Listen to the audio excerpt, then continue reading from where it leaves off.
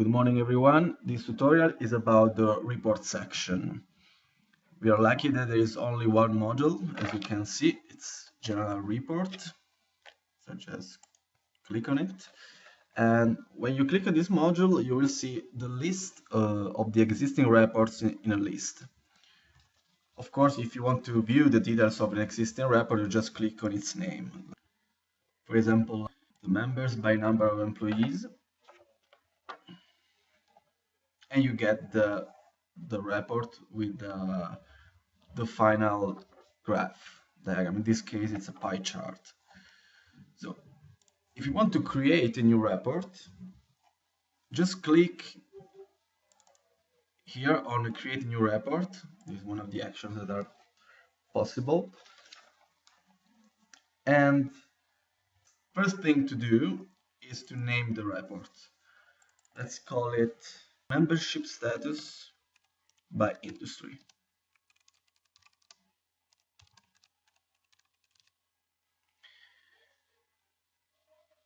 After you give a name to the report, there are 4 steps, or also 5 if you want, that you need to make.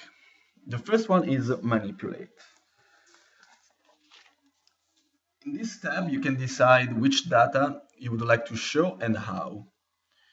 And you can also add some functions like group by or order by. In this case, we need to select a module. This is membership status by industry. So the module is members. And here we find our variables. So let's find industry, and you just drag it here. Okay, and membership status.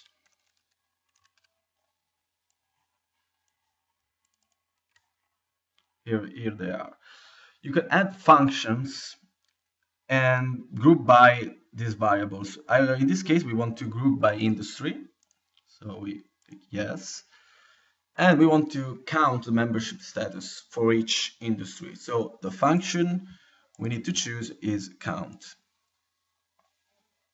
And the manipulate section is finished by now. The second tab is select. In this tab, you can set conditions on the fields of your modules.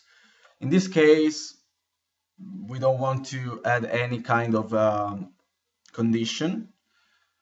But to do so, you have to first select the fields from the left box, as we have done previously. Just click and move them to the tab to use them for the settings. But as I told you, in this case, we don't need to set any condition on the fields. But here you can set this criteria on the variables you have chosen, on the variables of your modules. The third step is present. As you can see, the variables we have chosen are here. And in this tab, you will automatically see the list of the same fields that you have chosen previously in Manipulate. Here you can refine your choice. For example, you can decide what would you like to display, the order of the fields, or whether there has to be a link. In this case, there is nothing to change or to add. So let's go to the final step, visualize, because integrate is just a way to export the report to CSV or target list. But this is not what we are looking for.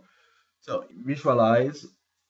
This tab is useful only for creating one or more charts. You can create a chart only if you manipulated one or more fields using a group by function and a count function. So to create a chart, you need to select the layout relevant to the number of charts you would like to provide. In this case, we want a 1 chart. So the layout should be 1 per 1. The type would be a pie chart,